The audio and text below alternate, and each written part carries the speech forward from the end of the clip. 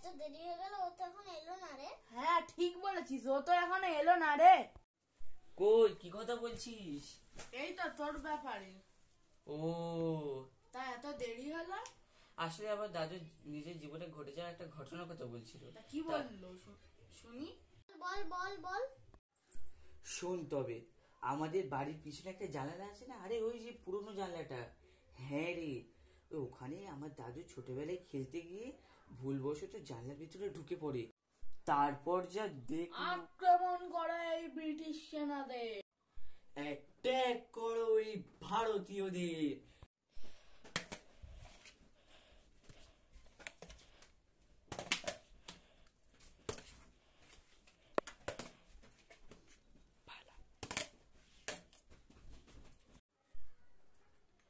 পালিয়ে গেল বাংলার শেষ নবাব। দেখো দেখো বাংলার নবাব, তোমারই লোক তোমাকে ধরে আনলো। এই পলাশি শেষ করবে তোমাকে, তুমি হবে বাংলার শেষ নবাব, নবাব সিরাজউদ্দৌলা। পলাশি রাক্ষসী পলাশি।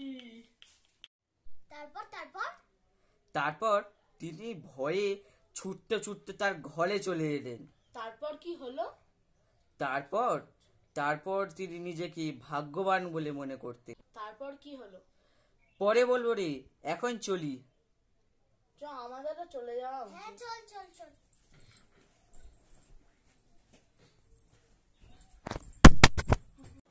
পলাশি রাক্ষসী পলাশি।